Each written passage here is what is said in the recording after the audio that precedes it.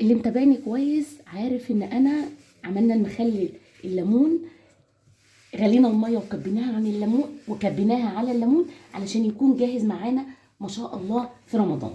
طيب احنا بنفتح على الليمون،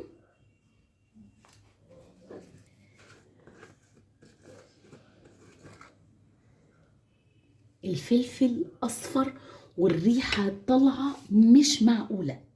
تابعني عارف ان انا ما بستخدمش ايدي في المخلل خالص. عايزه هوريكي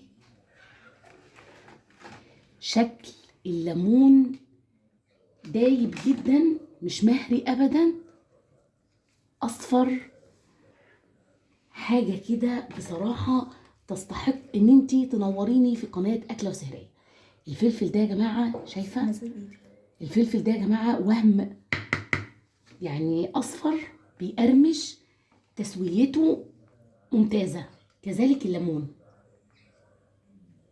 هطلع معاكي الليمون.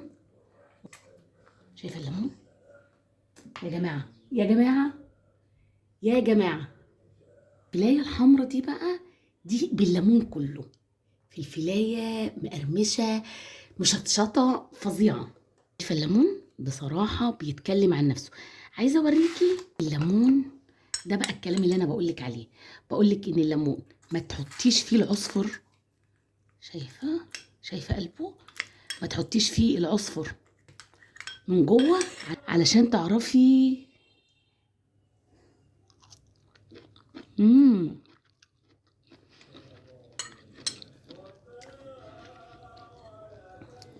خطير يا جماعه، طعمه حلو جدا ومشطشط جدا.